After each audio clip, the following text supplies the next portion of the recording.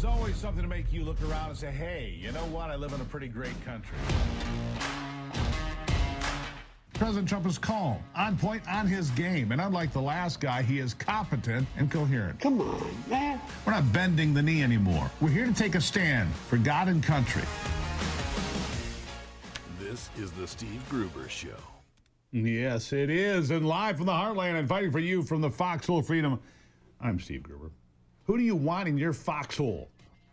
I'm there with you every single day.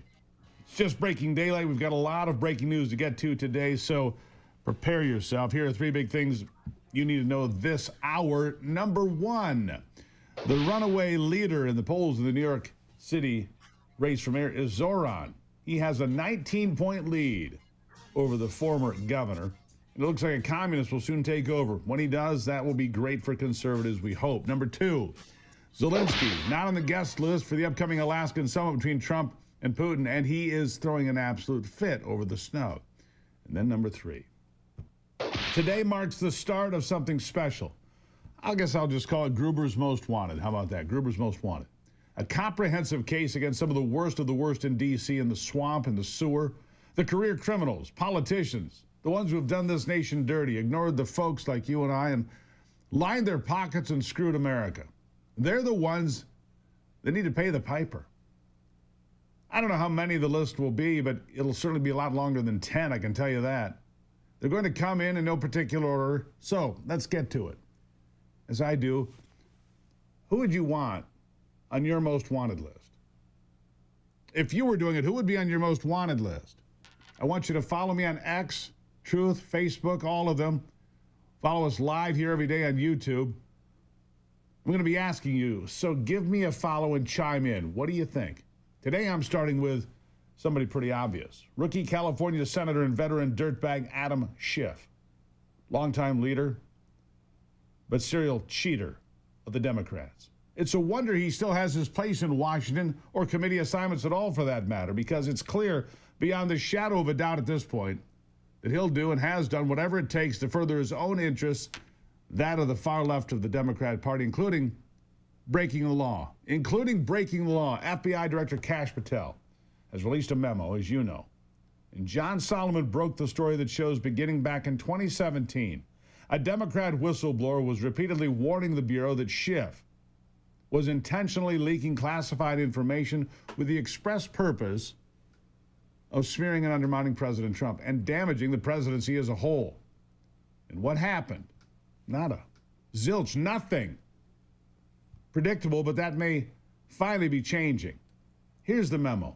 It says in part that the whistleblower was called to an all-staff meeting by Schiff, and he says, quote, in this meeting, Schiff stated the group would leak classified information which was derogatory to the President of the United States, Donald J. Trump.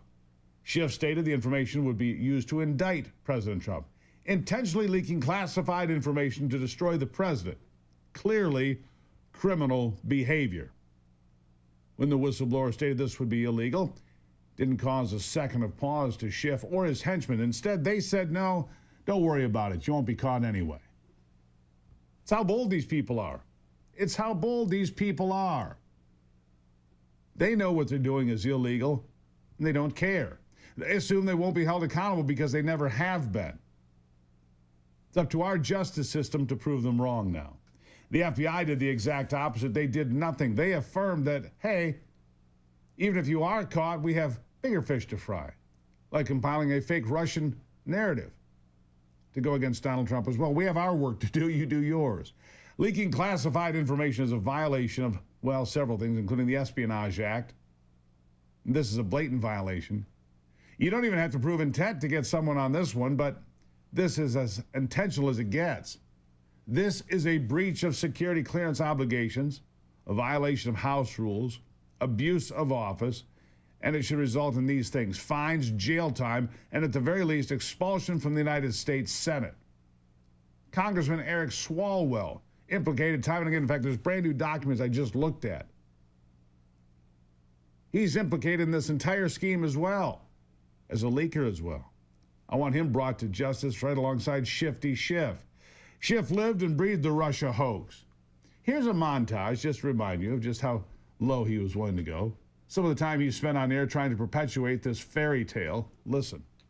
In which the Russians offered help, which we know they did. The campaign accepted help, which we know they did. The Russians then delivered help, which we know they did. There is circumstantial evidence of collusion. The case is more than that, and I can't go into the particulars, but there is more than circumstantial evidence now. So, you've said on more than one occasion that you've seen ample evidence of the Trump campaign's Russia collusion. Last March, you said you had more than circumstantial evidence of treasonous collusion with Russia. I've certainly said that there's ample evidence of collusion. Can you agree that there has been no evidence of collusion, coordination, or conspiracy that has been presented thus far between the Trump campaign and Russia? No, I don't agree with that at all. I think there's plenty of evidence of collusion or conspiracy. But we do know this. The Russians offered help. The campaign accepted help. The Russians gave help, and the president made full use of that help. And that is pretty damning. Reviewing the evidence that I have. All false. Every bit of it false. One lie after another. There are very few men who hate Donald Trump as much as Adam Schiff. He makes it abundantly clear. He's one to break the law, to lie, to advance that hatred, no matter what it means to the nation and no matter who gets hurt. He doesn't care. And his message for the sitting president of the United States? Well, this childish tantrum on Stephen Colbert's show. Watch this. The president, as you know, has been going after me within the last couple of days. Ever since I led his first impeachment, he's threatened me with jail and prosecution and called me a traitor, accused me of treason, blah, blah, blah. He coerced Republicans into censuring me in the House, and now the latest attack on me. So I just want to direct this, if this is the right camera, or maybe that's the right camera. That's the right camera right there. Donald, piss off. Yeah, nice. Yeah, there's a reason Stephen Colbert's show has been canceled, by the way, because it's left-wing trash and whips up to the TDS crowd and no one else. Sidebar, though. Schiff very clearly thinks he's going to get away with all of his criminal activity. But I'm going to tell you right now, not if the Trump administration has anything to do about it. Press Secretary Caroline Leavitt shared this statement with the press. Listen. From the FBI director, for all of you, he has said this: for years, certain officials used their positions to selectively leak classified information to shape political narratives. It was all done with one purpose: to weaponize intelligence and law enforcement for political gain. Those abuses eroded public trust in our institutions. The FBI will now lead the charge with our partners at DOJ, and Congress will have the chance to uncover how political power may have been weaponized and to restore accountability. That's what the administration is focused on, and hopefully we'll see some more media reports on this whistleblower allegation. If this were reversed, if this were allegations against the president or any of these cabinet officials, I'm sure everyone in this room would cover it as such. Elizabeth.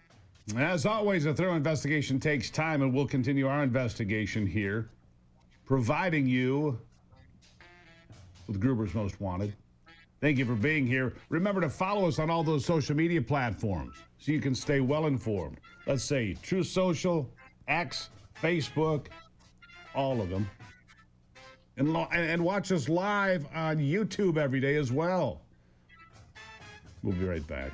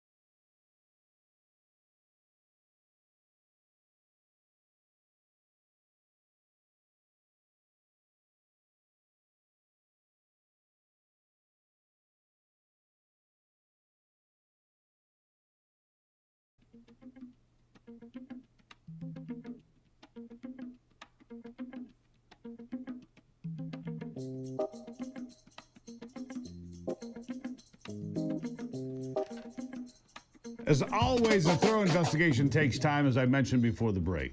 And I want the D.C. office to get this right as much as anybody. So we'll give them some time, but there's also this urgency. There better be justice for Schiff's crimes. Because this isn't his only screw up. Only God knows how many crimes he's committed during his time on the January 6th committee, too. But he leaked information back then on people he didn't disagree with, using 3,500 pages of phone records used to spy on the American people. Steve Scalise called him out on it way back in 2019. Listen. But I'm very concerned about what the chairman has done, and that is, and I'll yield in a moment. But he selectively put in a report the names of members of the press, of members of Congress, who he has had political disagreements with. He didn't put the names of everybody else in there. If he's got 3,500 pages of reports of phone records of people he's been spying on, he won't share all of those people that he's spying on, but he's selectively going to leak out names of members of the press who've written articles maybe that he disagrees with. That's frightening.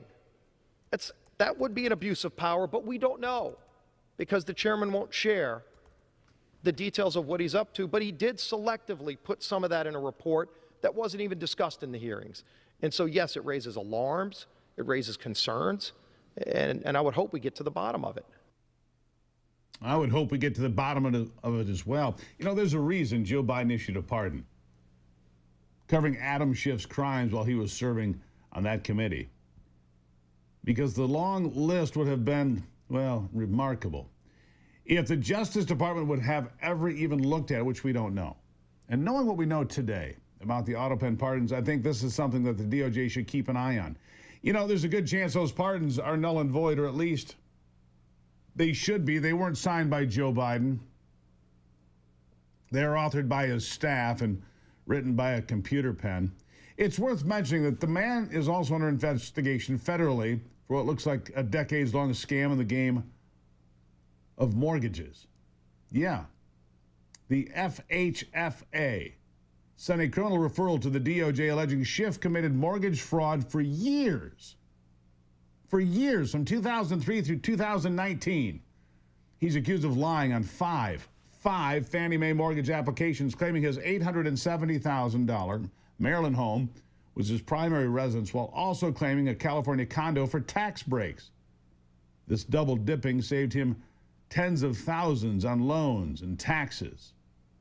Schiff kept up the alleged scam through refinancing processes in 2009, 2011, 2012, and 2013, only correcting any of it in 2020. Fannie Mae calls it a sustained pattern of misrepresentation, facing potential wire fraud, bank fraud, and hefty penalties. Trump says the charges should be a home run. I agree. Listen. It looks like Adam Schiff really did a bad thing. They have him. Now, let's see what happens. It's not up to me. It's not up to, I stay out of it purposely. But it's mortgage loan fraud. It's a big deal. He defrauded banks and insurance companies and the federal government. But it's very simple. It's mortgage loan fraud. And you're right. It's a lot of people to live in a one-bedroom apartment, right? But he put it down. But he has a lot of other things far worse than that. So, no, Adam Schiff, they have him 100% on mortgage fraud. Now, if there's anybody else in this room except you would have no problem. But anybody else in this room, you'd have a problem. I'd have a problem. Yeah. Seems that Adam knows he's in hot water, too. For a man who loves his time in front of the camera, he doesn't seem too eager to respond to these questions. He seems to have vanished a bit. Here he is. Senator, do you have a response to Trump saying you're guilty of mortgage fraud? Do you have any response? Senator, why did you decide to make your primary residence in Maryland for 10 years? For a decade, not California? Any comment on Trump accusing you of mortgage fraud, sir? Any response? Nothing. Nothing at all. I'm going to enjoy seeing this man face the music. And I think that even though Donald Trump wisely says he's staying out of it, I think he's going to enjoy justice against the man who's been trying to bury him in lie after lie for the last decade. And no one puts it better than Stephen Miller. I think he gets exactly the right tone here in this fiery critique of Adam Schiff. Adam Schiff is not only a stone-cold, hopeless loser, but he is one of the most corrupt, one of the most shameful, one of the most heinous individuals ever to serve in public office in America. And everything he's devoted his life to has been debunked, discredited, and discarded. He literally represents the face of failure. His sole achievement in life was fighting a losing war against Donald Trump, and now President Trump is in the White House, and Adam Schiff is the leader of a dying and dethroned movement. This is, I mean, it really is amazing. Think about what the Democrat Party is fighting against. What are they trying to... Yeah, there he is. Most wanted, Gruber's most wanted. Adam Schiff, suspect number one. His day is coming. The facts are stacking up. The public is watching, and justice, no matter how delayed, cannot be denied forever. Look, if you committed mortgage fraud the way this guy did, you would be jammed up, fined, possibly put in jail. Adam Schiff, suspect number one. Again, go to my social media platforms. Follow me, of course, on X and Getter and Truth and all those places, and Facebook, wherever you prefer. Follow me there. You'll find me. And tell me who you'd like on the most wanted list if you were putting it together. Let's talk about it. I'll take a break. It's the Steve Gruber Show. We'll be right back.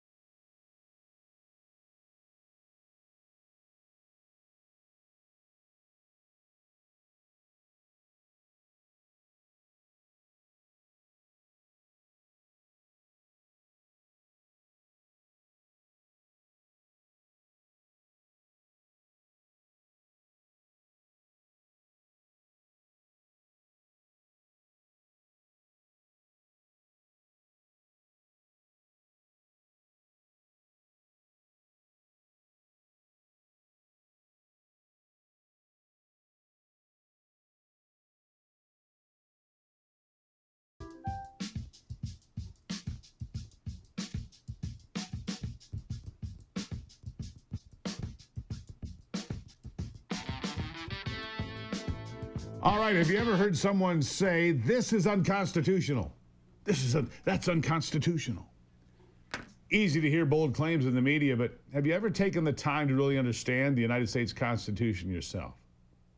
Hillsdale College is offering a free online course called The Federalist, where you can dive into the writings of Alexander Hamilton and James Madison and John Jay to learn how the Constitution was designed to protect our rights while balancing power. Here's a preview of the excellent course. Listen. I take away to be that democracy is a bad thing. We need more democracy, just not their kind of democracy. Without delay. Many of us wish we could ignore politics. However, as citizens in a republic, that's not really a convenience that we have. In a self-governing system such as ours, the decisions that are made by politicians, that are made in our national institutions, have a profound effect on every aspect of our lives. In the Federalist Papers, we have the work of two of the most important founders, James Madison and Alexander Hamilton. The authors of the Federalist wanted to educate public opinion about what it meant to be a citizen in a free republic. One of the criticisms that the Federalist would make of our system of government today is, in fact, that there's too little democracy in it, and that our institutions have very little accountability to actual citizens. Not enough accountability to actual citizens like you. So true, isn't it? There are 10 30-minute lectures. You can take the course at your own pace, and it's free. Free. Sign up today, gruberforhillsdale.com. No cost. Easy to get started. gruberforhillsdale.com to enroll for free. Gruber for hillsdale.com. Check it out. It's one of the more than 40 free courses, and each one of these courses has chapters, if you will, or lectures like this. Support the people that support this program and the people that support this country. People like Hillsdale College, God bless them. For without Hillsdale, what would we have here? I'll take a break. I'm back with Dr. Steve Turley. He'll be fired up this morning. I can guarantee you that. He's next on The Steve Gruber Show.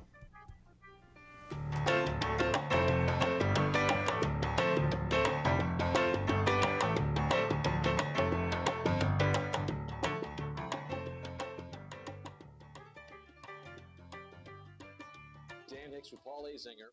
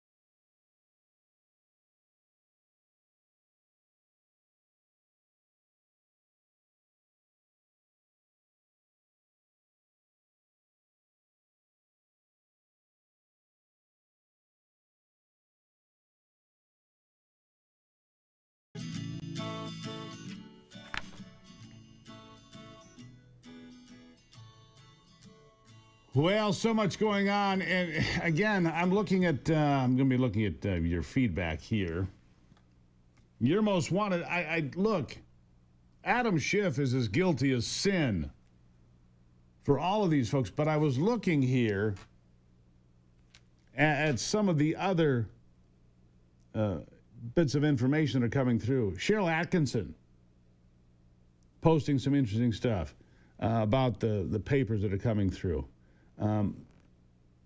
Look, as they continue to release the evidence, and that's what this is. It's evidence, and it's piling up. Good Lord. How about Steve Turley joining us?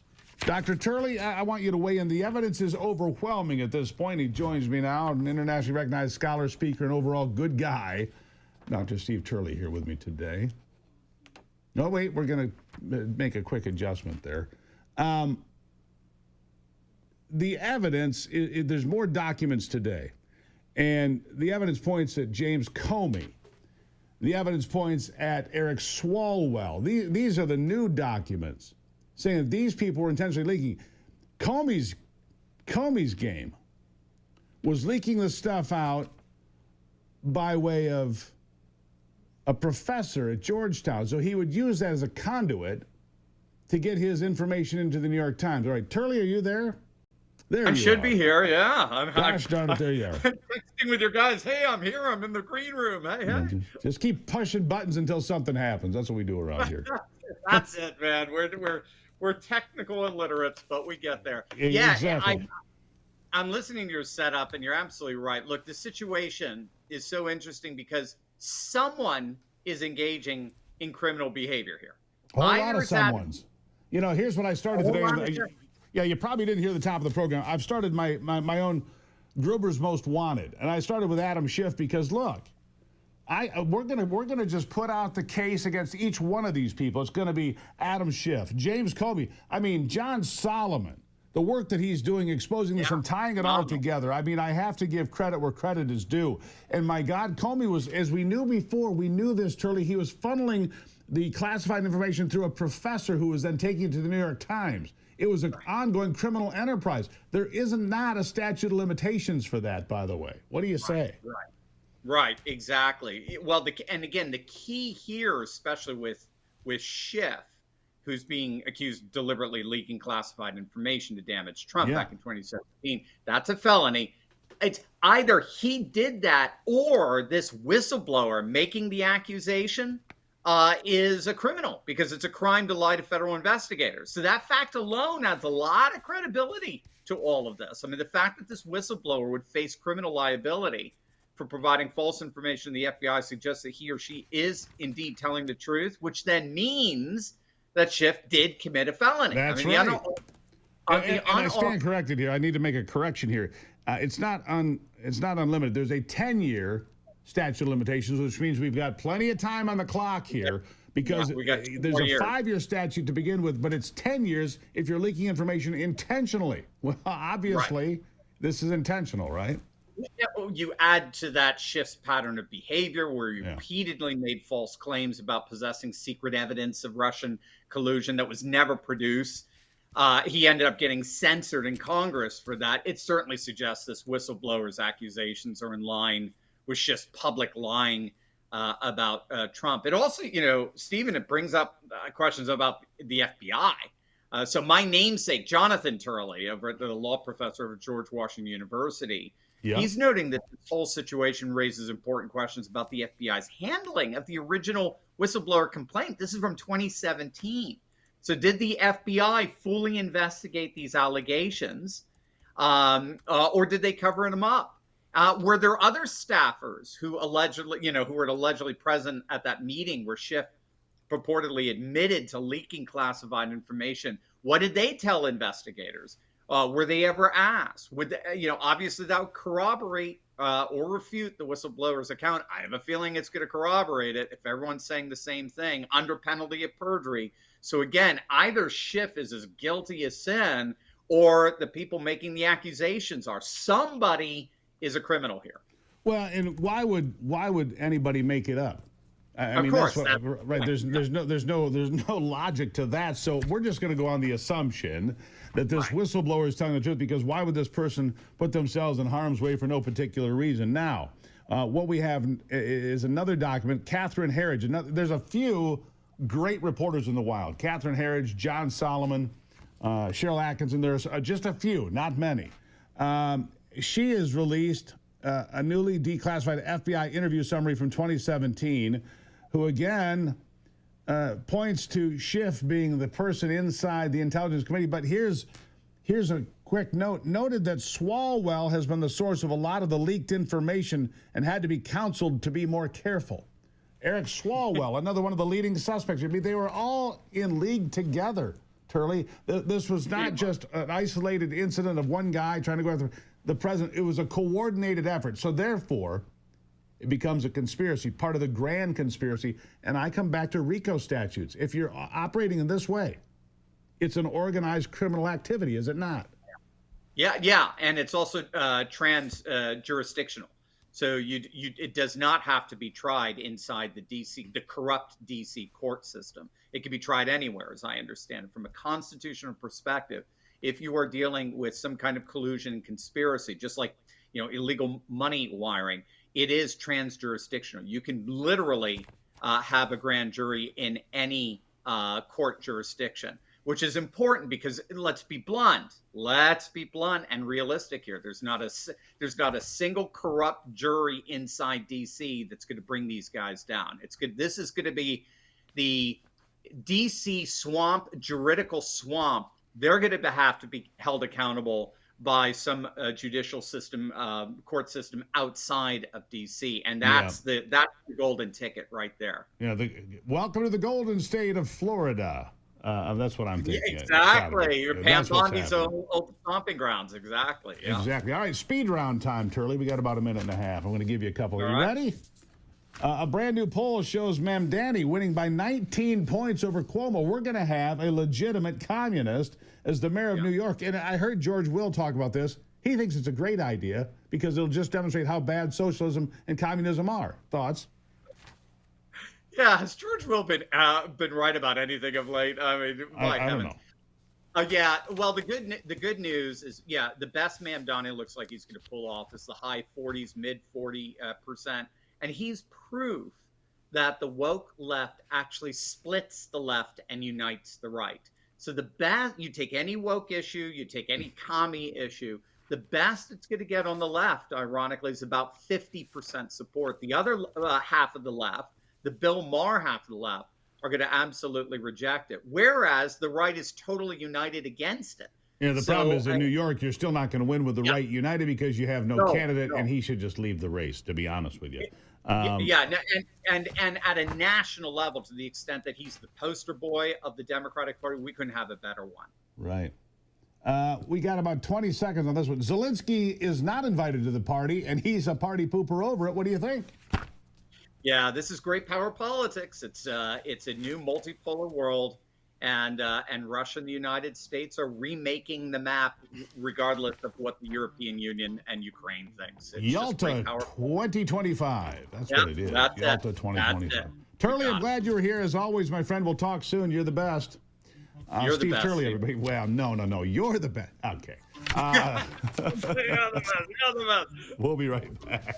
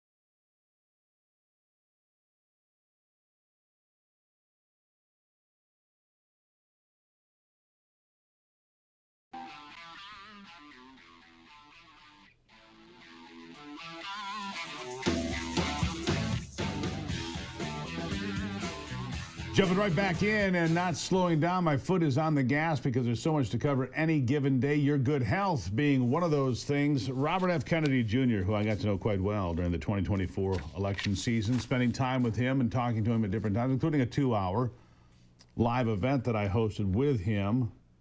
He has now canceled contracts for 22 mRNA vaccines covering everything from COVID to the flu. Was it the right decision? My next guest seems to think that it's in the right vein for sure. Dr. Ben Tapper is the director of epigenetics at the Wellness Company. He joins me now. Doctor, nice to see you here. Obviously, Bobby Kennedy, a polarizing figure, but not to me, and I don't think to you. Look, we're getting rid of these things that nobody knew what they were. The mRNA vaccines for COVID did not prevent the illness, did not prevent the spread of the illness, and obviously the complications from myocarditis and a list of other complications is coming to full relief now. You were basically blackballed during COVID. Silenced, deplatformed, canceled, ridiculed, called a bunch of names. Doctor, you were right all the way through. How do you feel? Is this vindication for you to see Kennedy say, look, this stuff can't be on the market? You know, it absolutely is. It's a, vindication. I don't know if it's 100% vindication, but it's definitely on the right track. I mean, these vaccines have been shown to be absolutely astronomical to our health. If you look at the VAERS reporting system, which is the Vaccine Advanced Reporting System from the CDC, it is the injury data collection of the CDC. We have more injuries reported with this mRNA technology than ever before. I mean, I think the injuries reported in the last 4 years surpassed the injuries in the last 30 combined. So this mRNA technology needs to be off the market. So I applaud RFK Jr. for doing this, canceling these contracts. It's much needed because the people are suffering. We have more cardiovascular issues than ever before, and people have more thrombosis, which are blood clots, than ever before. I mean, we have 112, according to the VAERS data, we have an increase in cerebral thrombosis, so blood clots in the brain or heart and lungs. We have 112% increase in clotting in those vital. And you have to ask yourself, why is that happening? What is the elephant in the room? So it is. And almost on cue, when he starts doing things like canceling mRNA vaccine, which we don't know enough about to be putting it into anybody, my opinion, but it is as if on cue, the medical establishment, Big Pharma, they come out screaming, criticizing Bobby Kennedy for his decision, claiming that it was anti-science and the people would die. Come on, people died all right because they got this jab. Where am I wrong? That's the thing. Anytime you hear the mainstream or the left here say, oh, it's anti-science, this is observational. It's not I believe in science. That's like a bumper sticker slogan just to get people from stop asking questions. This is something, science is observational. We look through the lenses of observation. And what does the data show? The data is showing that Bobby was right. We were right there, that this vaccine is causing harm. It's just that there's such a stronghold on the minds of the people around vaccination. It's almost a religion at this point. And, it's blasphemy if you question vaccines, and you get slandered in the media if you do ask questions. But again, people are suffering. We need to really detoxify the effects of this vaccine, getting on a spike detox or a nattokinase supplement to help really get rid of the effects of this vaccine, because it is causing harm. It's changing the blood and people are suffering. All right, so I can't begin to remember the list now over the last year of monkeypox, bird flu. They come up every few weeks. Here, oh my gosh, you got to be scared of that. This one's going to get. This one's going to get. It's like, stop it. It's like they're bouncing from emergency to emergency. Oh my gosh, we had a kid die of measles. Measles, last time I checked, was still a childhood disease. The chance of fatality is less than 1 in 1,000, and that has to have very special complications. I don't dismiss people that lose a child or have something terrible happen, but it's not cause for panic every time there's a case of name your disease, is it? Right. I mean, we have these fear mongering campaigns every season, every year. There's a new outbreak. There's a new fear mongering campaign. I was taught that fear is the fire that fuels the furnace of disease. So we have to be careful anytime we hear a new outbreak. I mean, I've been doing this for a long time. I mean, every year, swine flu, Ebola, Zika, whatever it may be, there's always another virus. There's always another fear mongering campaign. And when we hear these things, we just have to, we can't give into it. These articles, these things are designed to scare you, to really stir up emotion. And really, and if they do that, then they're winning. We can't just give in to give into fear here, especially when it comes to our health. So we just have to be proactive here when it comes to our health care. We need to take health in our own hands here and be, really, Benjamin Franklin said it best, an ounce of prevention is worth a pound of cure. So value our health now before we get sick. But again, not given to these fear-mongering campaigns being pushed, because it's not going to end. There's always going to be another scare tactic coming our way, but we just have to be proactive, and that's really the key. Yeah, make America healthy again starts at home. I truly believe that. It starts with what you eat, how you exercise, the things that you do to do preventative maintenance on your own body is a pretty good place to start. By the way, the wellness company where you work has the gold standard when it comes to a spike protein supplement, talking about the mRNA jabs. If you got the jab or you got COVID along the way and you're like, man, I just want to feel a little bit better, I don't feel quite right, this spike protein treatment is really the gold standard, isn't it? Tell folks real quick. Yep. So I always tell patients, so we need to be on a nanokinase, a spike detox supplement. I think everybody should be on that. I think that should be just as important as a multivitamin in the cabinet or any omega-3s. It should be in the top 3 supplements that everybody, even I don't care if you got the vaccine or not, because shedding's a real thing. Right. I've talked to so many different embalmers, and they're pulling these types of, they're not like a normal clot. These are in the cardiovascular system. Yeah. And these are being pulled. And it's not a conspiracy. This is a real thing. I've talked to so many different embalmers, and they're saying that they're pulling these things out of bodies, and they're not just like, postmortem clots. These are actually pulled out of living people as well, but these have the consistency of a rubber band. They're different than your normal clots, because clots will be like a grape jelly. They'll dissolve. Right. Now I got to get to this because I can't miss it. Folks, if you want to know more, twc.health/Gruber. You can get the supplements, the spike protein, those blood clots that he's showing you there. Whew, that gives me chills. Dr. Tapper, I got to leave it there. twc.health/Gruber. You can find out more. Get great kits like this one and all sorts of detox products right there. We'll be right back.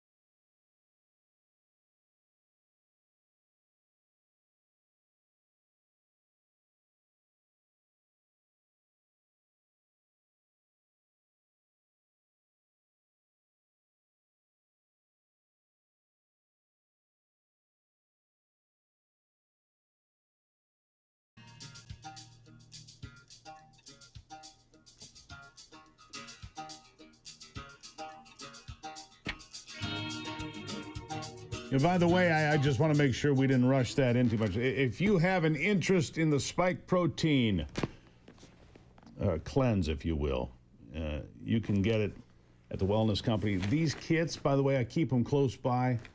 These emerging kits from the Wellness Company are the very best. I always keep one here. And the supplements from the Wellness Company are terrific as well. Just go to twc.health/Gruber. You'll save some money by doing that. And that'll be good. Zelensky's not going to the meeting on Friday, apparently. We still don't know. I still don't have an exact location of where the meeting, the summit between Trump and Putin is going to be. Alaska. My friend Brian Glenn, who is the White House correspondent for Real America's Voice, they're going to Anchorage, but other than that, they don't know. I said, I hope you don't end up on ADAC, off on the end of the Aleutian chain. You know, the island occupied by the Japanese during World War II, they got to hold ADAC. They held American territory. Wasn't worth anything, didn't mean anything, but gosh darn it, they got to say that they held American territory, so you got that going for you. At any rate, Zelensky's not invited, so he's doing his level best to undermine the entire operation. Zelensky wants the whole thing to go upside down.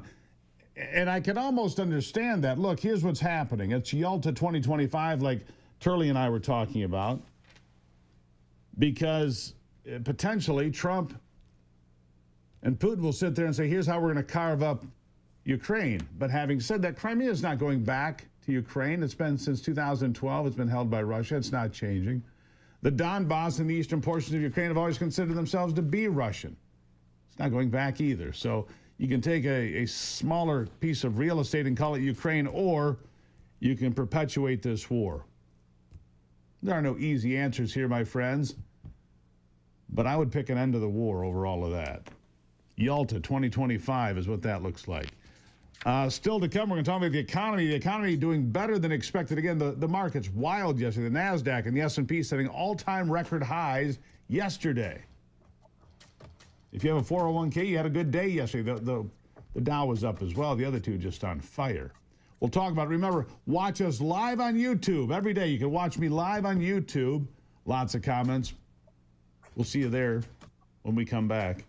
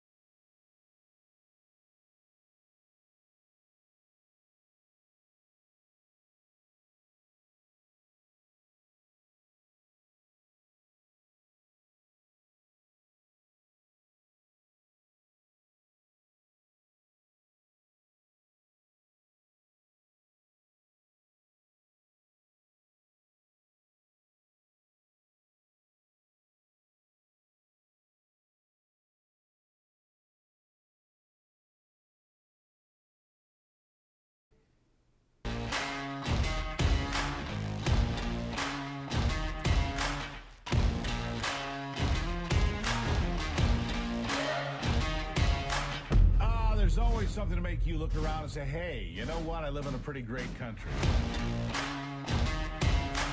President Trump is calm, on point, on his game. And unlike the last guy, he is competent and coherent. Come on, man. We're not bending the knee anymore. We're here to take a stand for God and country. This is the Steve Gruber Show. All right, welcome to it, my friends, as we break into another brand new hour. Let's see what we can find inside, maybe a surprise or two. Live from Studio G, fighting for you from the foxhole of freedom. Question's still the same. Who do you want in your foxhole? Who do you want fighting for you shoulder to shoulder when the cards are down, huh? I know who I want. I want you, real Americans. Here are three big things you need to know this hour. Number one, ICE has gotten 100,000 new applications for jobs with the department in just the last 2 weeks. 100,000 applications. At the same time, the number of illegals in the country is down almost 2 million. I'll tell you about that coming up. Number two, in Texas, the redistricting plan is a go, at least with the state Senate, but the House still missing too many members, but apparently they're making their way back home. Democrats can't hide forever. And number three, Donald Trump's critics can do their best to rip the new inflation numbers that came in less than expected at 2.7% yesterday, but the markets loved it.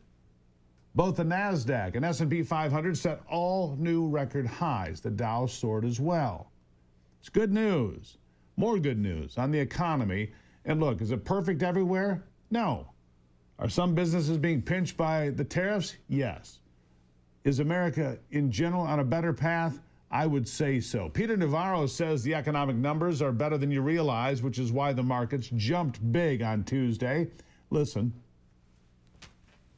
Yes, I'm buying the numbers, and I want to amplify a little bit what Romaine said. This wasn't a bad report or just an okay report. It's a very good report, and let me explain.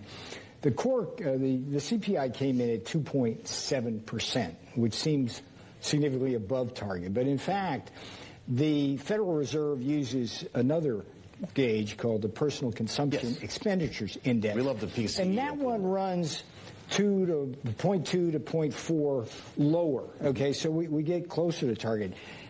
Next, if you look at the annualized based on a 6-month basis since Trump took office, you know what it is, Joe?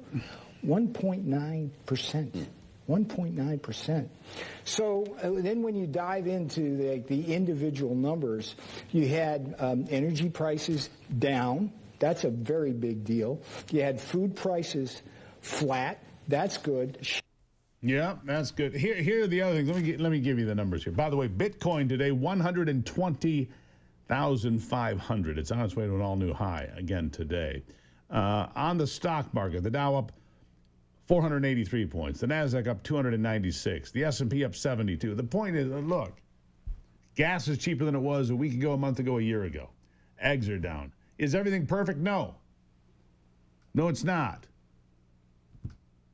But snapshots of the economy continue to give pretty decent feedback. Now, the GDP is not at 3. It's more like 1.5, but it's moving forward. It's not a recession, and it's not on fire. We need some deals finished with China, Canada, Mexico, and some of these other trade deals need to be completed. And when they are, things will be good. And when the Fed drops the interest rates, which should happen at their September meeting, because once again, inflation is at 2.7%, lower than expected. We had a weak jobs report. That should also prompt the Fed. Private money with government oversight. The Fed, a confusing thing for a lot of people. It's still private money with federal oversight, government oversight, because all the banks are private, but the president puts the chair in place. Jerome Powell, this will be about his last hurrah. We'll see how that plays out. The economic news also had Caroline talking all sorts of good news on prices and everything else since Trump took office. Here she is from the podium. In January, when this president showed up to the White House, the 6-month annualized core inflation rate was 3.7%. Today, 6 months later, the 6-month annualized core inflation rate is 2.4%. So we are trending in the right direction, moving forward since President Trump took office. For another 6 months, inflation will be tracking at 1.9%. At this trajectory, you look at grocery prices, they fell, energy prices fell, fuel oil fell, ship fares fell, propane fell, butter, margarine, eggs, non-prescription drugs. You go through the list of items that are falling. And then I would also point to that report this morning showing that small business optimism has reached a 5-month high. So look, we inherited an economic mess from the previous administration, but this administration is focused on fixing it every day. And part of that is signing the largest tax cuts into law to put more money back into the pockets of these small business owners. Small business fighting for you every single 90% of the jobs in America are held by small businesses. Don't ever forget that. It's the small business that keeps America running, not these giant corporations. They're important. Don't get me wrong. They're cornerstones. But it's the small business that keeps everything moving. Scott Percent, by the way, says the money coming through the door on the tariffs, bigger than expected. Much bigger, in fact. Here he is. Just on the tariff income, I'd been saying $300 billion, but I think we're going to have to substantially revise that up. So well in excess 1% of GDP. And then with the new investments, they're the sovereign investments that we talked about. But then in terms of the committed investment by private industry, we're well over 10 trillion. Wow. 10 trillion. Remarkable. So, okay, inflation remained at 2.7%, according to the Labor Department's monthly Consumer Price Index report, a key inflation gauge. The rate increased from June to July, 0.2%. Rose 0.3% in June, so it's a little bit better than that, according to the Bureau of Labor Statistics. But if they measured inflation the way they did when Jimmy Carter was in office or Ronald Reagan, it would be higher. They don't measure it the same as they used to. In a word, they cook the books. They do. They don't want you to know how expensive things are out there, or how your money is being devalued. That's what inflation is, the devaluation of your money. Because your dollar's worth less, therefore you need more of them to buy what you need, and so on and so forth. It's kind of the way that works. By the way, if you are a business owner, I've got an offer for you today that I want to tell you about. My good friend Grant Cardone, who's going to be on the program later this week because his home in California got singed by the big fires in Malibu, right? But if he's going to repair the home, they're going to force him to bring the home up 3 or 4 feet higher. It makes no sense whatsoever. Him and a bunch of other landowners are going to be screwed out of their property. It's a land grab in California. We're going to tell you about that. We've got to know Grant. If you don't know who Grant Cardone is, look up the 10X rule. It's a great book. Ivy had me read it here a while back. In fact, I got a copy right here. I'll reach over and grab it. There it is. The 10X rule. Great book.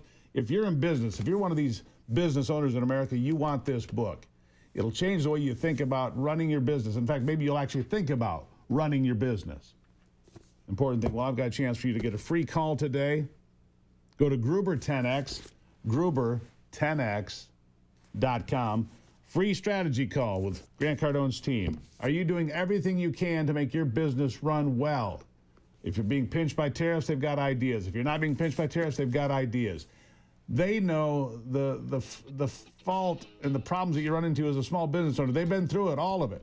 Read the 10X rules and go to Gruber10X.com. Go to Gruber10X.com if you're a business owner. The call is free, and the strategy call, absolutely free. Gruber10X.com. I'll take a break and be right back.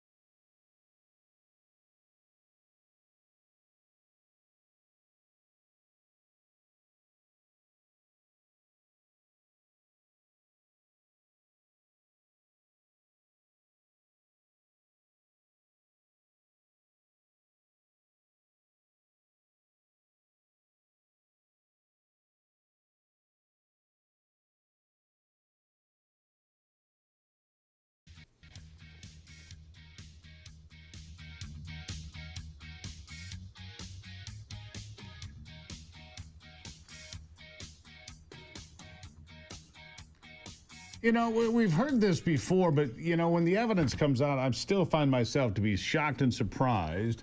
The Department of Justice was looking for a federal hook during the Biden years so that some parents could be labeled as domestic terrorists. It reads like a dystopian novel. And yet, here we are. Joining me now, Sherry Few, founder and president of U.S. Parents Involved in Education, U.S. PI. Sherry, welcome back to the program. Glad you're here. Hi, Steve. Good to see you. Good to see you. All right, these Department of Justice memos expose a plot. Again, it's mind-blowing to me, but they expose a plot to target parents as domestic terrorists, probably for standing up for their kids or saying, look, we don't want this taught in the schools. We want to be taught how America is a great place, and if Johnny wants to become Jenny, we better know about it. What are they doing here? What is this about? Okay, so yeah, we all remember this when it happened, and we knew it was very serious because parents were speaking out at school boards. You remember it was all over social media. They were upset about the mandatory masking of their children. They were upset about critical race theory and LGBTQ, you know, because during COVID, the parents were home with their kids and they had their Chromebooks and parents were able to see what they're being taught. I like to call it the great parent awakening in this country. And so what the Biden administration did was they colluded. They actually worked with the National School Boards Association. They asked them to write a letter saying that there is a need for the Department of Justice to get involved. So the National School Boards Association complied.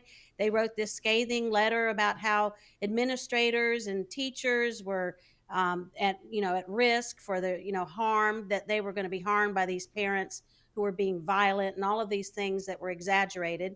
And so then the Department of Justice took that letter to initiate an investigation.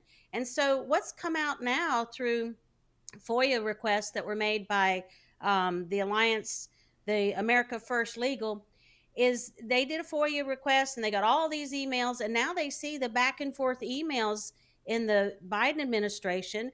There were people in the Office of Civil Rights who said, whoa, guys, this could be a problem. I mean, we can't do this. This is their First Amendment right. I mean, they were warning each other. This is not a good idea.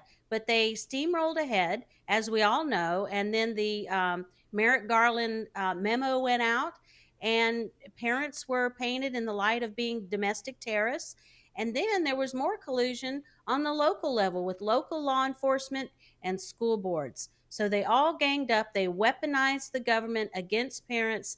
And it happened to tons of parents. And we're learning now how many there have been. And well, what would get you qualified as a domestic terrorist parent? What would earn you a place onto that list so that you could be, investigated? Well, what's very interesting about this is a parent simply had to speak up and protect their children, speak up at a school board meeting and demand change. And that's all they did. And so, in some instances, I remember seeing on the Facebook videos, they would cut their mics off when they're reading pornography from some of the books from the libraries. So things that the school board found offensive became criminal acts on the part of the parents.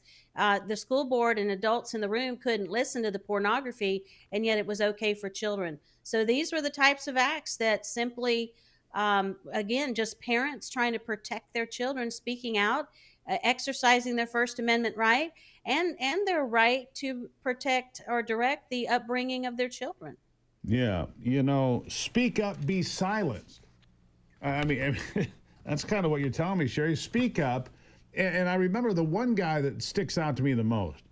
His daughter had been sexually assaulted by a transgender student in the bathroom, and he spoke up at a school board meeting, and they dragged him out of there in handcuffs. Remember that one? That one just burned in my mind. He's a terrorist for speaking up for his daughter, who was sexually assaulted by a transgender monster in a women's bathroom at school. I mean, hopefully some people are held accountable for this. I never know because the swamp is deep and dark and wide, but man, we'd like to see some people held accountable, Sherry. Well, yes, and that's exactly what I hope we will see. So let me tell you about an organization that was formed with some of these parents. It's called Parents Demanding Justice. Parents Demanding Justice Alliance. And I'd like to give their website, Go ahead. Go ahead. realfreedomtalk.com. Say it again. And so this I think organization... I spoke over you. Go ahead and say it so we can hear it clear. Okay, their website is realfreedomtalk.com. So this organization is co-founded by Kelly Walker, who is a victim from Arizona, who was he spent time in jail. He had outrageous fines. He had to pay legal fees. He lost his business. Just all sorts of egregious things. His life has been ruined. So he came together with Sam Sorbo and formed this organization. They prepared a dossier that included over 40 parents who had been, the government had been weaponized against them. So their testimonies are in this dossier that was delivered to the weaponization work group under President Trump. So they went to the White House, they delivered this dossier, and we're very prayerful that the Department of Justice, Pam Bondi, is going to get on this, and we're going to see some people prosecuted for these actions. RealFreedomTalks.com. One of the places you can go, RealFreedomTalks.com. Sherry, I always appreciate what you're doing out there. US Pi has been fighting for parents and students and making sure that we're doing the right thing. You're one of those great organizations, Sherry, and I appreciate you being here. All right. Thank you, Steve, for having me on. As always, thank you. And look, parents are not terrorists. I mean, the kids might think we are from time to time, but we're not. We're looking out for our children, and they might scream and cry and carry on some. But look, that whole pattern from the left of attacking anything that's normal. Parents are normal. Looking out for the kids is normal. Want to know what they're being taught in school is normal. Making sure there aren't boys in the girls' restroom, normal. The list goes on. I'll take a break and be right back.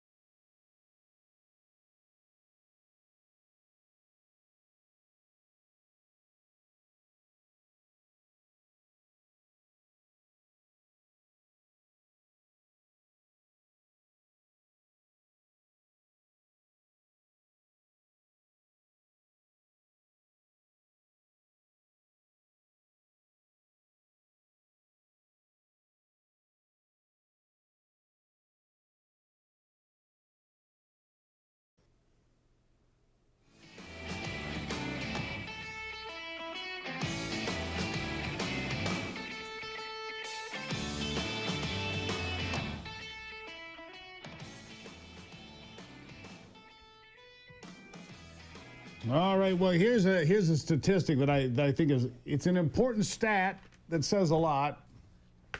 Could be a bit smaller than the actual number, but it's a good start.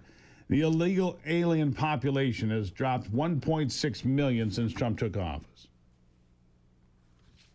It's estimated to be at 14.2 million. I don't believe that. I believe it's larger. But 1.6 million decrease.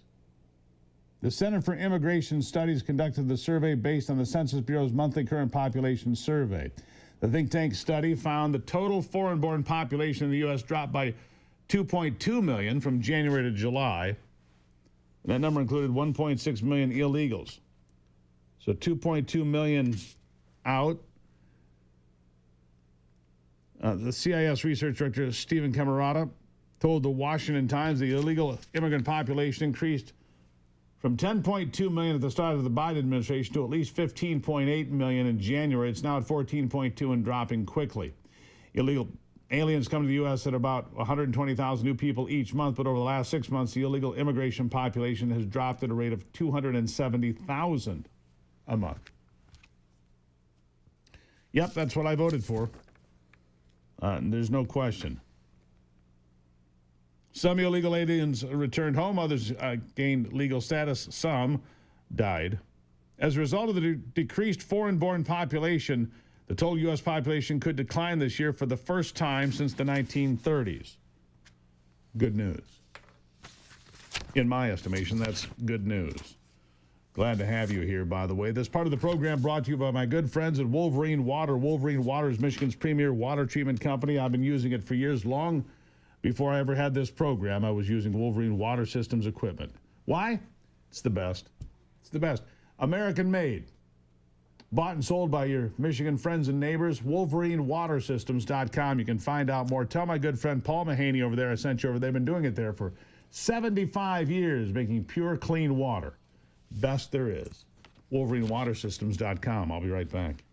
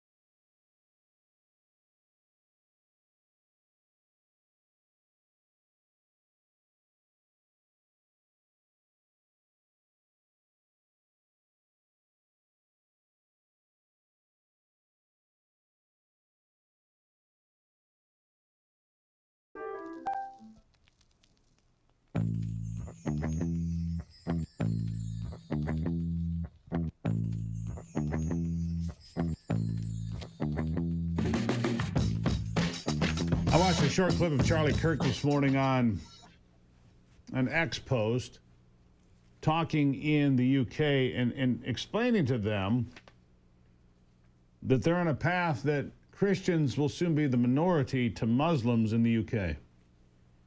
Mathematically, it's almost impossible to avoid at this point. In Ireland, the Irish are becoming the minority. That's what's happening when you bring in massive amounts of people from other countries to fill your own.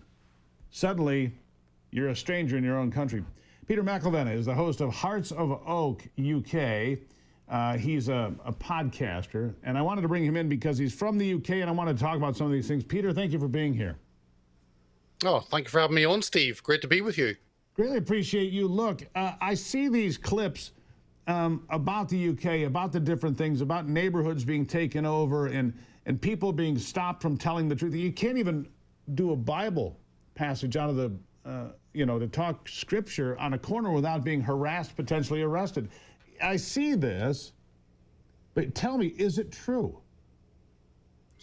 Sadly, it is. We don't have any protections for free speech, really, in legislation. There's some piece of legislation, but we have had numerous attacks, and I've seen when Charlie came to the UK and went back and was explaining what this position is in the UK and really across the whole of Europe. We have the most restrictive bill, the online safety bill, that restricts anything you say online that may cause offense, that may hurt someone, or that someone somewhere may be offended. So it goes on and on. Someone doesn't actually have to be offended. And how do you prove someone is not offended? It's purely subjective. So wait a second. If somebody might be offended, not that you said something threatening or you insulted their children or what, it wouldn't matter. Look, in America, we believe in free speech. If I offend you, tough. That's the point of the whole deal. It's not, the freedom of speech is not for happy talk. It's for difficult conversations that make people angry, upset, emotional, all of those things, right? You don't have any of that. People assume, well, the rest of the world has that. Americans assume that are not well educated. We are the only country in the world that has that kind of protection that I'm aware of. Certainly the UK is sliding down a dangerous path to me, because it's not going to correct itself, is it? No, and we don't have a First or Second Amendment. We have no protections really in law. And what happens to a nation whenever you lose the ability to speak freely? Society collapses. That's literally what happens, because ideas cannot be challenged and the country cannot grow. So we have draconian legislation. We have 30 people a day being arrested for offensive words online. That's on the online, and now it's been brought in person. I've talked to many journalists who've been arrested and held in a prison cell because something they have said online could be interpreted as offensive to someone else. We are now 2 years with this online safety bill. The Europeans passed a similar bill within a week of the UK. But we're told they weren't colluding with the UK. Yeah. So we've got our Online Safety Act. The European Union have got the Digital Services Act. And a social media company can be fined 10% of their global turnover, their global annual turnover. And that's why a lot of social media companies have said we may have to pull out of the UK, because literally we cannot be exposed to this level of attack, these fines. And I'm just so happy that the Trump administration has made this an issue. President Trump, whenever he was over in Scotland, maybe 10 days ago, he talked to many journalists and was surprised at the removal of all the free speech in the UK. And I know the administration has met a number of campaigners in the UK to be aware of what's happening. So for us in the UK, the hope is that the Trump administration makes this a key issue and says, if US companies are going to operate in the UK, if UK companies are going to operate in the US, then there has to be a level playing field of the freedom to critique, the freedom to push back on any ideas. So that's what we're hoping, that the Trump administration actually makes this a mandatory, basically, part of agreements between the UK and the US. Right. Well, here's the thing. It would have to be for companies like Facebook or X or any social media platform to be targeted and attacked because somebody said something that might be or could be twisted. I mean, that's such garbage. It's such, I can't even believe that that's been allowed to happen in Winston Churchill's great nation. I don't see it, Peter, and it's remarkable. You mentioned the Second Amendment. The last, for people that don't know, for those who are keeping score at home, the last gun store in London closed 1959. You can go look that up. Test my knowledge. 1959, the last gun store in London closed. And since that time, of course, guns have been confiscated in Scotland and Ireland and in the UK and elsewhere. You have no defense. So when a Muslim cleric takes over a block or two, pick your place, doesn't matter, and they start doing prayers at 5 a.m. and throughout the day, and an ordinary Brit walks by and says, hey, turn that noise off, he's probably going to get arrested. Turn that noise off could offend somebody. It's not noise, it's my call to prayer. How dare you offend me like that, right? I mean, that's real, isn't it?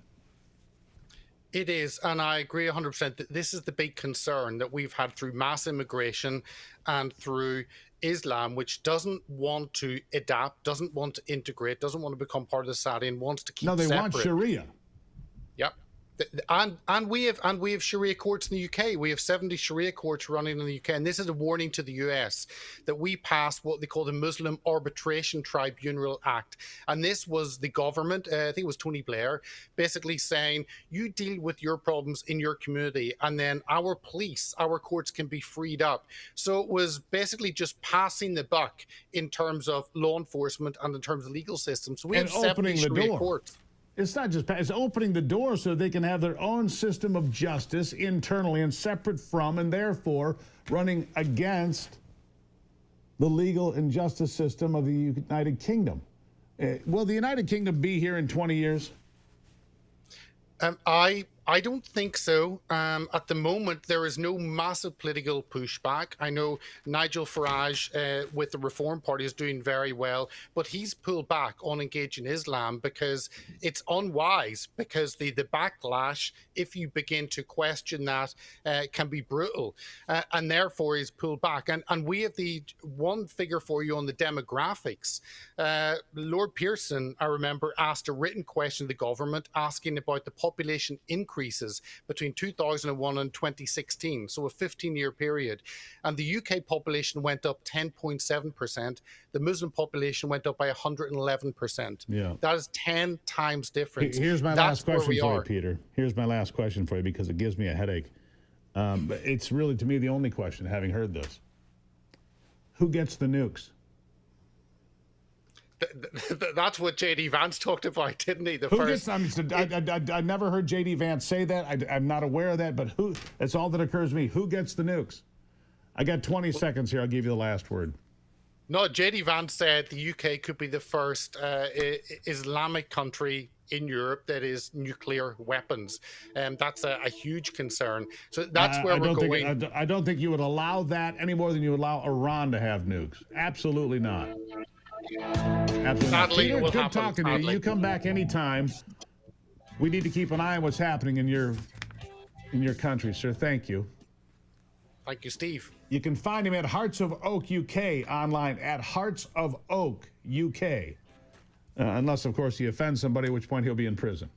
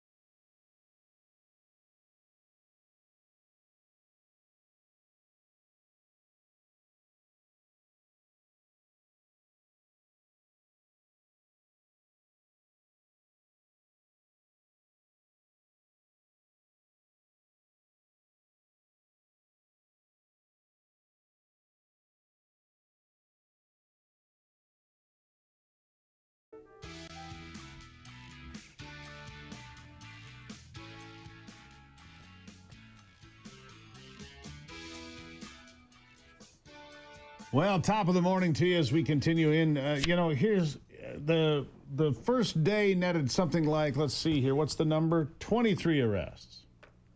23 arrests in Washington, D.C., half day, though.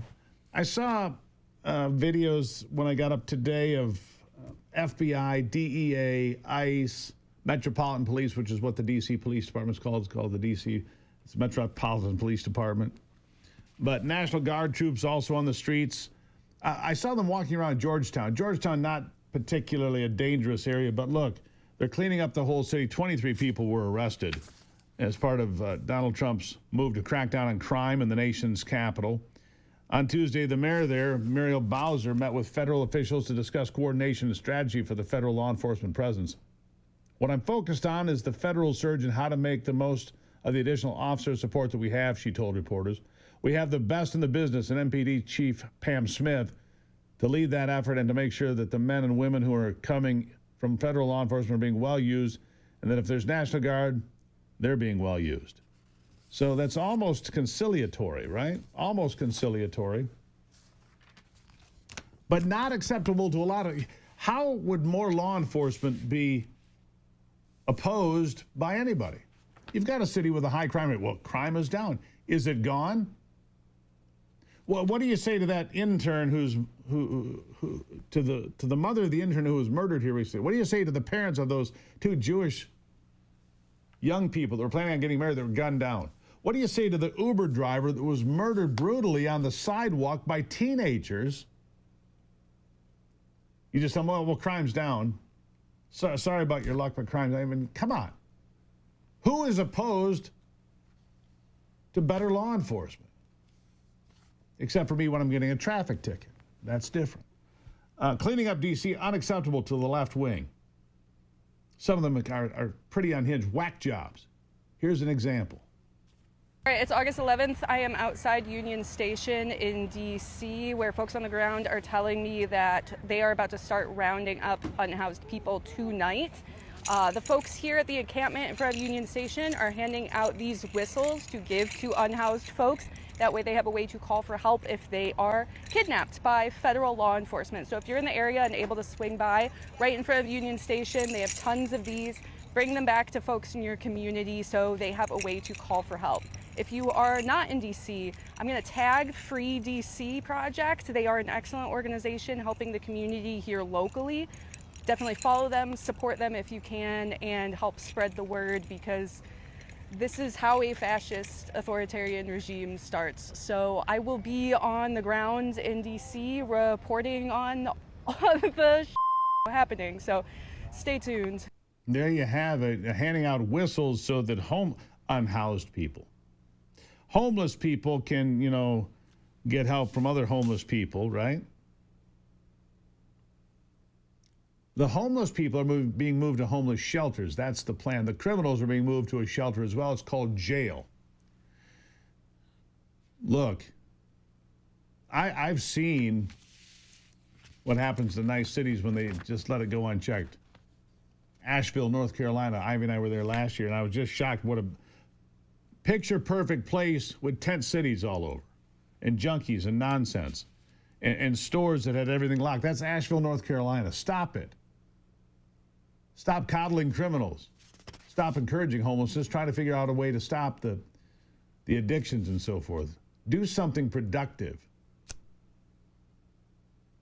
And then you've got mental midgets like Joy Reid and Joe Scarborough discussing the idea that police don't make the streets safer. Only on MSNBC. Police don't make streets safer. You don't think more police make streets safer? No, Joe. I'm a black woman in America. I do not always think that more police make streets safer.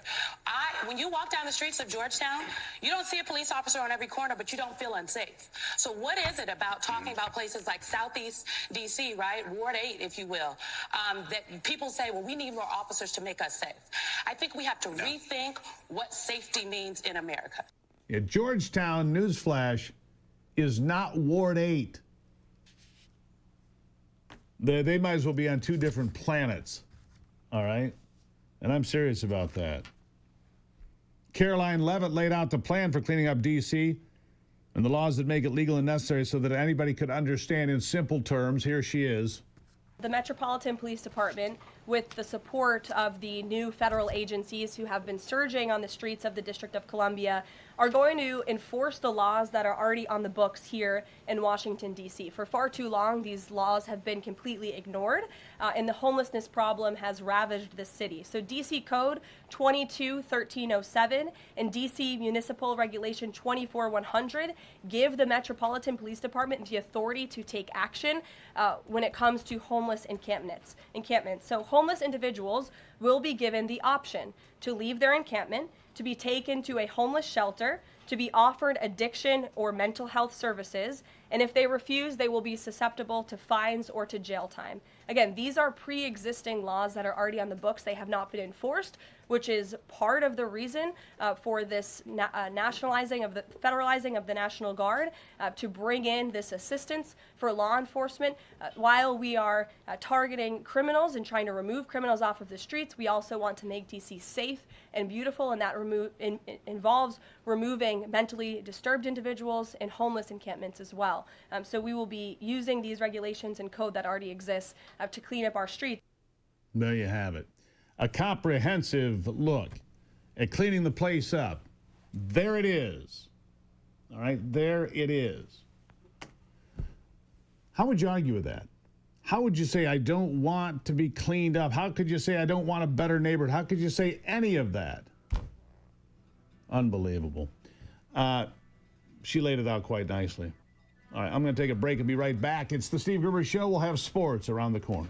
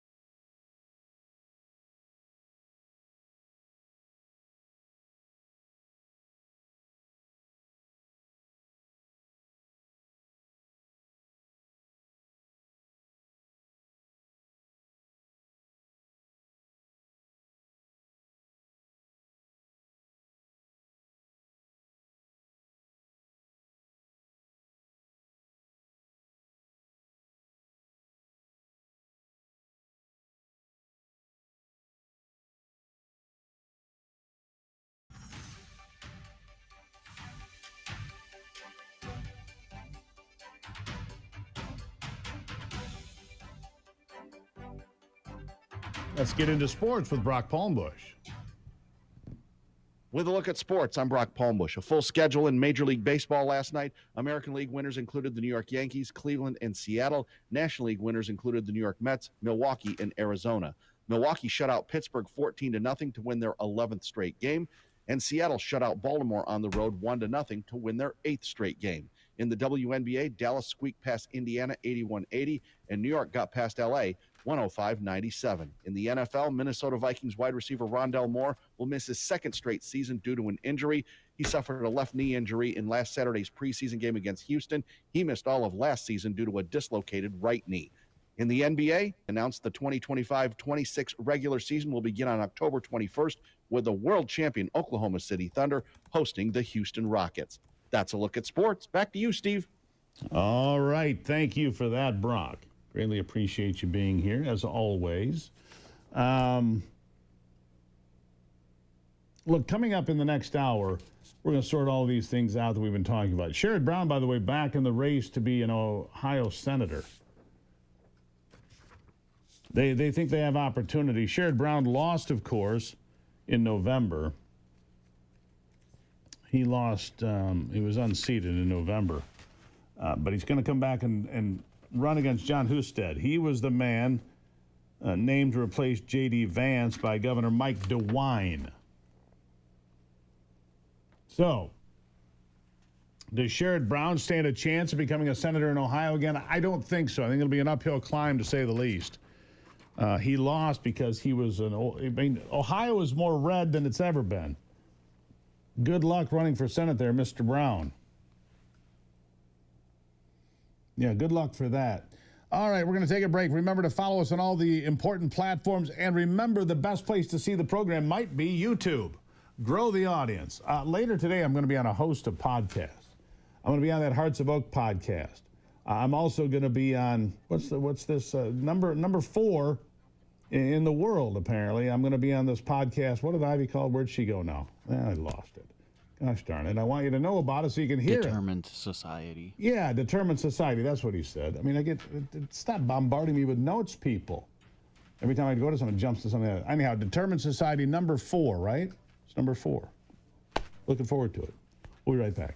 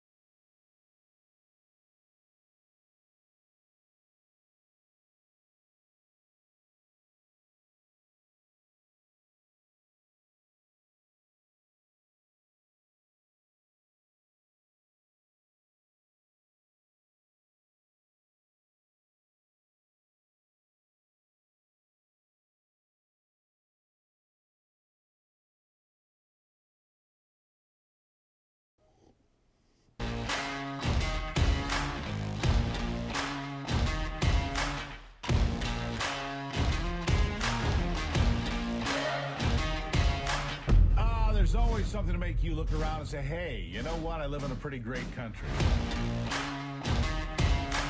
President Trump is calm, on point, on his game. And unlike the last guy, he is competent and coherent. Come on, man. We're not bending the knee anymore. We're here to take a stand for God and country.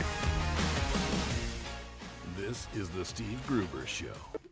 All right, welcome to it as we break into another brand new hour. What are we going to find? Well, it's kind of like Christmas morning, isn't it? And dig into some good stuff here. Thank you for being here. We're fighting for you from the foxhole of freedom. Who do you want in your foxhole? Who is it? Who do you want to be shoulder to shoulder with when it's really on the line? Here we go. 3 big things you need to know. Number 1, Texas Democrats begin to crack, and they're going to be coming back, and they're going to confirm the redistricting in Texas. That's going to happen. Number 2, Mexico is going to extradite 26 top cartel leaders. 26. Big win for Donald Trump against the president of Mexico, Sheinbaum. And number 3, House Judiciary Chair Jim Jordan blasting the ex-FBI Director Christopher Wray for keeping Schiff intel leaks secret. Not telling the truth. All of this is coming out. Who is in your most wanted list? Who is on your most wanted list? House Judiciary Committee Chair Jim Jordan yesterday blasting former FBI Director Christopher Wray for not going to Congress after a whistleblower had provided information how then Congressman Adam Schiff approved the leaking of classified information to smear then President Donald Trump and undermine the American presidency. The real takeaway here is that the whistleblower says Adam Schiff told him to leak information. This is what Jim Jordan said on Just the News. We didn't get this information from Chris Wray. We got it from Kash Patel, who was actually trying to get the truth out to the American people. For some reason, this was never given to us by Director Wray. So I think those two are kind of the key facts. Schiff told him to leak. It happened. There was a whistleblower who came forward, and Chris Wray kept it from us. Chris Wray kept it from us. You see, an intelligence officer who worked for the Democrats, you've heard this, on the House Intel Committee for more than a decade, repeatedly warned the FBI beginning in 2017 that Schiff approved leaking classified information to smear Trump over the debunked, discredited, dishonest, fake Russiagate scandal. Fake. Nothing true about any of it.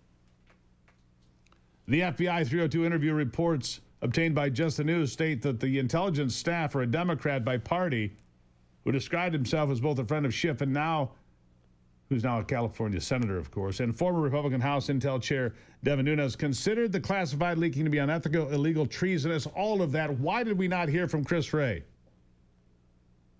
And here's what Jordan said in conclusion.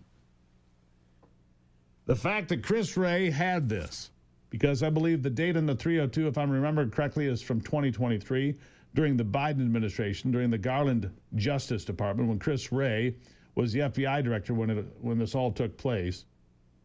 And yet we're not finding out about it until August of 2025.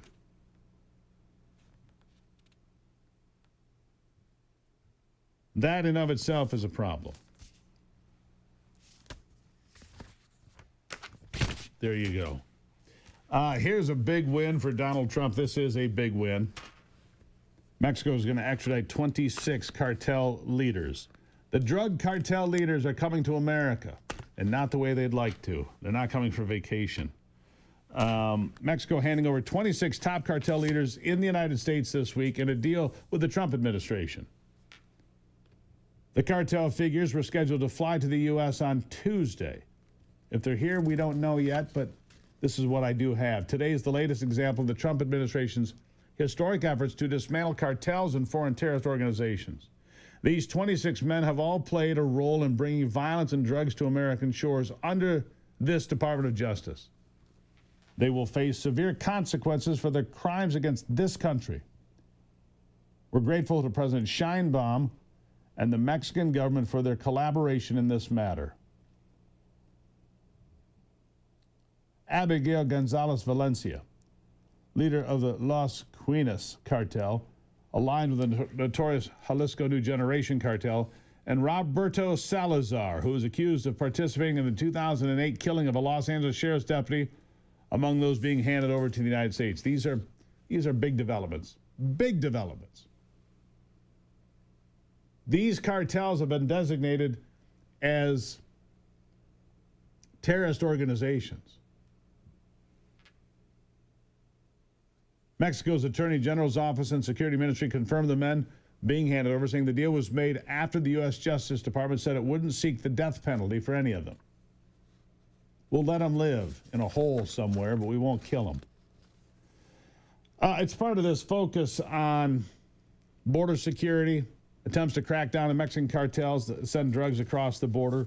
President Trump's top priority is protecting the homeland, which is why he took the bold step to designate several cartels and gangs as foreign terrorist organizations, according to Anna Kelly, the deputy press secretary for the White House. You know, Scheinbaum has been vocally anti-American on several things, but in this particular case, she caved. She said they would not allow the United States military entering Mexican territory. We will do that if we need to. Make no doubt. Make no mistake.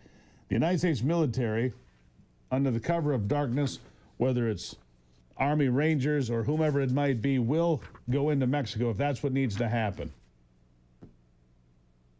President Trump reportedly secretly authorizing such force against cartels in Latin America because they're designated as terrorist organizations, which allows U.S. forces to engage with them. It also comes ahead, all of this comes ahead of the 25% tariffs on Mexican goods coming to the U.S. imposed by Trump. So there's a lot going on here.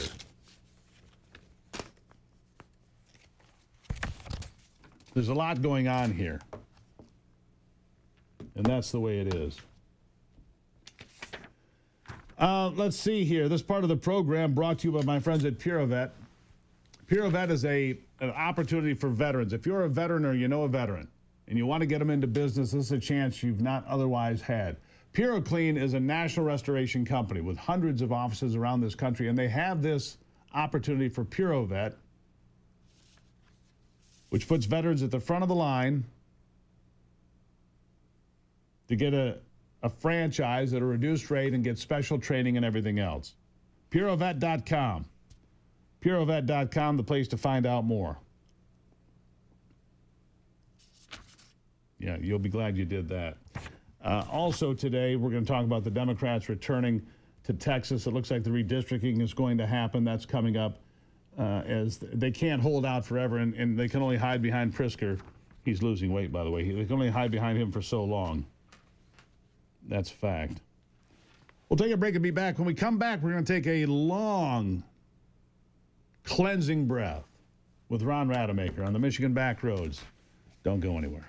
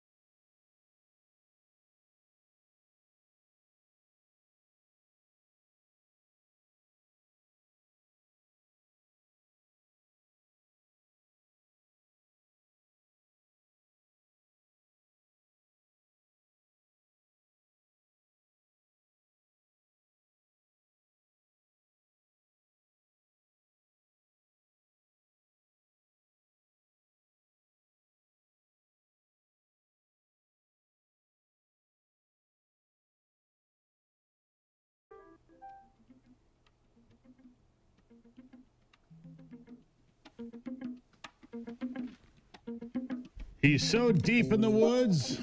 So deep in the woods he is that I'm not sure we can find him, but we're going to try to dig him out of there. He's in the brambles, folks. It happens. Ron Rademacher, so lost. We're just glad we can get cell phone service. Or is it satellite phone? Or is it a flare being sent up to save the world? Ron Rademacher, everybody. Here we go. Ronnie? Ronnie, are you there? Yeah, here we are, Steve. Steve, I am here. I don't know if you guys saw the smoke signals we sent up a little bit ago because we were having trouble finding a signal, but we are on a quest for fat balls across the western UP. Attaboy. Yeah. So, hey, listen, I got, a plethora of listener shout-outs from the Ludington show. You know what a plethora is, right, Steve? I do. I do. Okay, that's good because I'd be very disappointed if I thought you didn't know what a plethora is. Yeah, plethora. But we had a lot of them. Yeah, Leon from Grand Rapids, Jordan from Ludington, he's listening at work. Hey, Jordan. And Marge from Ludington is taking pictures of books because she got to the show and didn't know which books she owns, so she's going to do that for next time. Ruby Creek Rich from Walkerville stopped by to tell you, Steve, he loves the show. And Brian from Grand Haven. So we had them lined up over there in Ludington. You're very nice popular job. in Northwest Michigan. How's the fishing in Ludington Yeah, right they now? just I hear that the fishing is very good. We've seen a couple of pictures of guys sending them in, and it's really good up around Kalkaska too. In fact, my buddy Long Haul Vanderbilt wants me to stop by. He's got so many walleye, he wants me to come and pick some up because he doesn't have freezer room anymore. That's how good the walleye fishing's been. Very nice. Well, yeah. I was talking about this. Ivy and I have not been fishing this summer. We haven't. It's just sad. All we do is work. Well, and that can happen. I've only been out a couple of times, and I was looking at my equipment the other day, examining my equipment, and thought, I got to reschedule myself because you got dawn every day and you got sunset every day. You should be able to find some. Speaking of which, the Wild Blueberry Festival is in Paradise this weekend, and if you're up that way, that's a great time to go to Sheldrake. Tremendous impoundment with perfect northern pike waters. Really? It's right at the end of the road. Just a great spot to go. You do have to work at it because, unfortunately, everybody knows about it now, but it is out along the Vermilion Trail. It got its name because that's where Indians used to go to get vermilion to make their paints with, believe it or not. Vermilion? No, Vermilion, see, yeah. I don't know what that is. It's a mineral. Okay, it's got a it. mineral. So, they would go and get it. We're also going to try to get to Calumet for the Pasty Fest. I hear there may be fat balls there, and Helga really she's a corn dog. So, serious question. Have you found any yet? I mean, have you found any? Not yet. I have not found any fat balls yet. We are planning to go to Calumet for the. I thought that guy was working for on Saturday. Wasn't Fat Balls working for Elon Musk there at Doge? Wasn't that anyhow something like that? That was Big Balls. That's Big Balls. Oh yeah, they don't sell those at the fair either. There's a No, they don't. No, they don't. There is some other good food going on out there, Steve. They're celebrating melons in Howell. So I don't know if they'll have fat balls there, but they'll have big melons. Well, you got that going. The Howell Melon Festival. Cheeseburger Festival in Caseville. Yeah. So look at the way the things are. This is what's going wrong with this country. The Cheeseburger Festival is a week-long celebration of cheeseburgers in Caseville. All right. But in Howell, they're only celebrating melons for one day. I mean, you think you could celebrate melons for a full week. You would think. You would think. You would. I mean, I think you make good sense here, Ron. Good sense. I'm trying to do that. You know what? And some of these are new experiences. We were talking about new experiences. Most people have 80% of them by the time they're 40. I told you that. I told you that. That's the thing. 80% of your first time experiences happen by the time you're 40. Is that true? I don't know. Maybe. I'm going to look it up, but here's one that I've never had, believe it or not. I've never been to a Costco. What? What are you, a communist? Never been to one. No, I just, I'm saving it up for my golden years. So I have something to look forward to. You got to have something to look forward to so you can keep on going. I love Costco. I'm giving Costco the free shout out right here. I love them. Best meat department, best, but what you have is you have list deviation whenever you're at Costco, which is an expensive issue. A list deviation. Deviation, yeah. I've heard that. You go in there to get the $1.50 hot dog that they sell, and you come out $187 later. $187, man, you got off easy. Yeah. So I will report if and when I get to a Costco. It will be in the next segment that we do, because that's there you go. Right. Fair enough. We got a couple more here. Let's get them in. The corn roast cookout. Have you been to the ox roast? Have you been to the ox roast in DeWitt? I have not. Let me tell you something. That event has been going on since before I was born. That's how long the DeWitt ox roast has been going on. Do they bring a genuine? Does it bring in a genuine ox, or is it just a cow? Ox. They no longer do the ox. They used to do it back when I was a kid. The first few I went to was a little kid that was an ox, but then oxen became thin on the ground, and they switched over to Black Angus oxen. Yeah.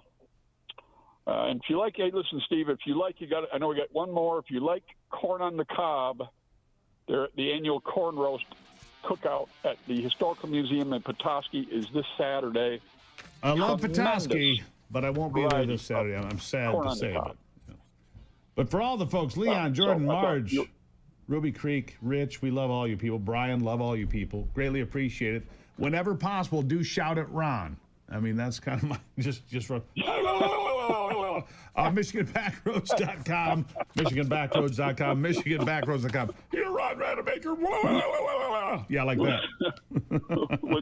with friends like you, with friends like Steve, who needs them? Ron will continue the quest for fat balls. Well done, Ron. Greatly appreciate your help out there.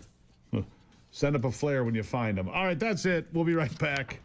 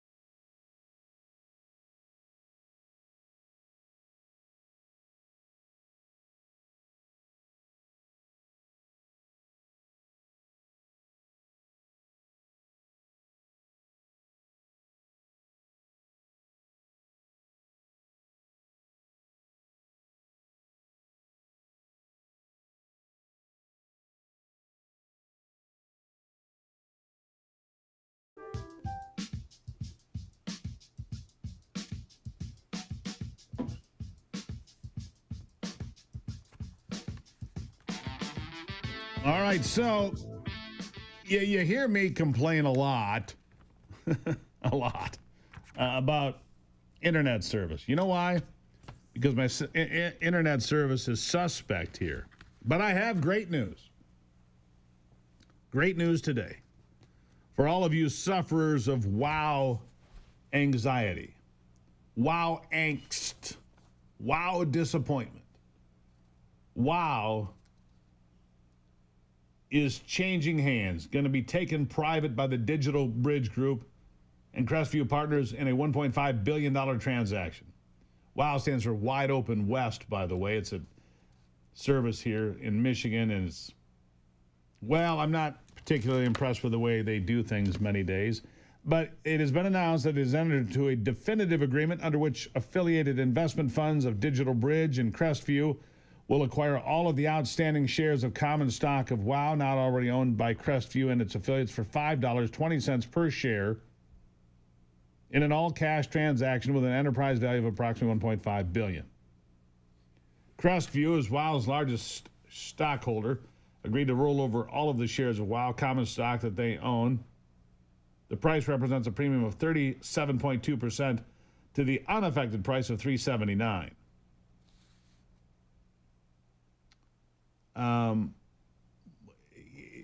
Today's announcement is an exciting step for WOW's investors, employees, and customers. We'll see. Color me skeptical. Color me very skeptical. We'll see. Because the problem is most of these companies have you buy the short hairs because there's nobody else available. Many of these places there's one provider. That's what I have, one provider. Yeah. Anyhow, I'm glad they're sold. I am. This part of the program brought to you by GreatLakesPetFood.com. GreatLakesPetFood.com, the best dog food you're ever going to have. It's made in Michigan. You're going to like it a lot. Real turkey, real chicken, real pork, real good dog food that's real and not made in China. Good God, buy something made in your own backyard. GreatLakesPetFood.com. Have it shipped right to your house. You'll be glad you did. My dogs love it. I'll be right back.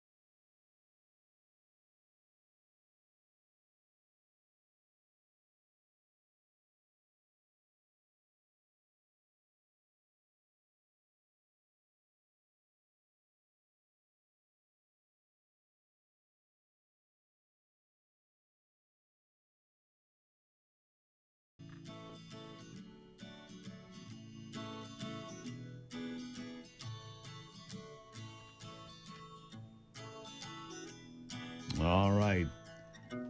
It's been a big day already. It's been a big week. It's been a big 200 days. How about that? I mean, I'm just looking at all these things going on, and I see the economic numbers are good. I see that the border is closed. I see that we get 26 drug cartel kingpins being shipped into America with the blessing of the Mexican government. I mean, it's all very good stuff. Cassie Smedley is joining me. She's a Republican strategist, vice president of Coin. It's a conservative financial services company. She left D.C. about a year ago. I don't think she misses it exactly, but she likes what she's seeing today. Cassie, thank you for being here. Hey, good morning. Great to be with you. Glad to have you. All right, so the early days of Trump, what's working, what's not, in your opinion? There's a couple of things that I don't like. Most of it I do. What do you like? Let's start with the like list. Well, I think out of the gate, they called it shock and awe, the first 100 days. And it was just reestablishing American dominance, American importance, making sure the rest of the world, as well as American citizens, understood that the days of the absentee president were over and it was time to take America seriously again. And we saw that with businesses rushing to the White House, groveling to make sure that President Trump kept them in mind. And as he was talking about the tariffs, of course, that they said, no, we want to make a deal. We want to make a deal. And I think that just shows frankly, the respect that President Trump has around the world and here at home as well. You mentioned the border, of course. That's number one. I saw a poll the other day that the border is falling out of the top issues that people care about. And it's because he has been so successful on it. So I almost want to tell people, don't stop caring about it, because we know what happened the last time you stopped caring about it. We got Joe Biden in the White House. So keep caring. We need to keep our foot on the gas to truly eradicate the open border crisis. Yeah, no question. You know, here's something I saw yesterday on CNN. Speaking of things that people apparently don't care about all of a sudden, Epstein. The internet searches for Epstein have dropped 90% in 2 weeks. 90%. Nobody cares anymore. It was almost like it was manufactured You think? by political left and paid influencers. Because, again, it's the economy, stupid. It's the border, stupid. What were the issues that drove President Trump back into the White House? It was people saying, I can't afford to live my life. I can't afford to raise my family. And the community that I can afford to raise them in is no longer safe. Those are the issues I want you to focus on. And he right out the gate focused on that. And then we heard Vice President Vance say the next 100 days going into this 200-day mark was going to be more of the long-term work. And you see here, we're on the precipice this weekend. He's going to Anchorage to meet with Putin. But here's, again, President Trump saying these wars never would have happened in the first place had I been in office. But we're not going to let them perpetuate. We're certainly not going to let the American taxpayer just endlessly foot the bill for them. And so he continues to be open to these conversations and try and work with these people, keep your friends close and your enemies closer kind of situation. But he's willing to do it and being taken very seriously. Let me ask you, which is really important. Zelensky, by the way, not invited to the party. He's very upset. But this is like Yalta 2025, and we'll see how it goes, because, look, basically what I'm anticipating is, not unlike Yalta February of 1945, Putin and Trump are going to get together and say, okay, here's what we agreed to. Zelensky, you have to accept it. Whether he does or doesn't, I don't know. But I know that Zelensky's made a fair amount of money, because rumor has it that his family and associates are buying properties in places like Miami and London. And I'm not talking about cheap places. I'm talking about nice digs, right? So we'll see how that plays out. Let me ask you, you lived in D.C. for how long? Yeah, almost 15 years. 15 years. Were you like a lot of people, safe to a point, but looking over your shoulder a lot? Yes or no? Yeah, absolutely. Well, I would say that was pre-COVID. Post-COVID, it was a whole other level. I mean, let me just tell you, so DC, world-class restaurants and of course museums, there's a lot to love. And when you live in a city, even Detroit or something, Kansas City, where I'm from, you accept a certain level of risk that you don't necessarily have in the suburbs or rural areas. Fair. Just more densely populated, more stuff going on. In DC, there was that as well. But COVID really unearthed that the city had just been duct taped together. And the bad policies of the city council, in particular, them moving the police from a preventative crime posture to a reactive posture. I mean, talking to police officers who are in the park, I'm pushing my baby stroller around the park, And they're saying, yeah, if a crime happened in front of us right now, I could see it coming and I couldn't prevent it. But hopefully I would be here to catch the guy after it happened. And we know the people, we know exactly what's happening, but our hands are literally tied in red tape to be able to do the preventative work. What kind of people Cassie, would be opposed to more law enforcement, to more security, to more police on the streets? Look, I'm not talking Georgetown, and I saw some of these National Guard troops walking around in Georgetown yesterday. I'm like, well, that doesn't make a lot of sense. They don't need help there. They need it in the 8th Ward and other places is where they need help, and I'm sure they're going in there as well. But they made 23 arrests in their first half day on the job, 23 criminals taken off the streets. And the left is acting like this is some kind of imposition. Who would be opposed to having criminals taken off the streets? Honestly. Well, that's the catch about this. And first of all, Georgetown is not the safe place that it once was. They're looting stores with no fear of any consequence. You have to crawl over homeless people to get to the restaurant who are just open air drug markets. That's DC in every part of it. I lived in what is considered a desirable area, Capitol Hill. We ran into the same things. And privately, you talk neighbor to neighbor, you're on the neighborhood text chain, everyone's annoyed about it, fed up with it. And it's everything from crumbling sidewalks and bad, they pave the road and inconvenient times, to, did you hear the gunshots? Oh, that one seemed closer than usual. Is everyone okay? I had a neighbor who had lived there in her home for decades, very kind woman, who noticed that I was getting out of my car. It was winter, so it would be dark at 5:30 or 6, but Right. Rush hour, and would get out of my car with a toddler and an infant. And she suggested I text her on my way home so that she could come out and watch me get out of the car, for fear that I would be carjacked while I was getting my babies out of the car. Right. And yet, you can't live that way. I don't. Kira Phillips, I think is her name. She's an anchor on ABC in D.C. right now. She came out and told the truth on I think it was Monday. Said, look, I got jumped here 2 blocks from the station downtown. One of our employees got their car stolen this morning. We had another guy shot and killed 2 blocks down the street a couple of weeks ago. I mean, she was able, I'm sure she's suspended now for telling the truth. But there it is. I mean, D.C. does need to be cleaned up, and who would complain about it? I wouldn't. I'll be there again in a week covering the White House. We need to make sure that we have this city. Look, you look around the world at the cities that are capitals of other countries, of lesser countries that have a better capital city. Cassie Smedley, I'll give you real quick the last word. No, you're absolutely right. And privately, they know it's an issue. But if anybody who was not named President Trump proposed this, they would be heralding it and nominating him for a Nobel Peace Prize. But because it's him, they can't help but stick to their Democrat talking points about fascism and all the rest of it. But they know it's a problem. They know that DC has been better and should be better. And Lord knows people are paying way too much in taxes to accept You got this, that right. Taxing is very taxing. Anyhow, Cassie, thank you for being here. Greatly appreciate the conversation. Come back anytime. Thank you. Have a good week. You too. Around the corner, Ivy will be here with her, her bag of tricks. A couple of surprises. You don't want to miss it.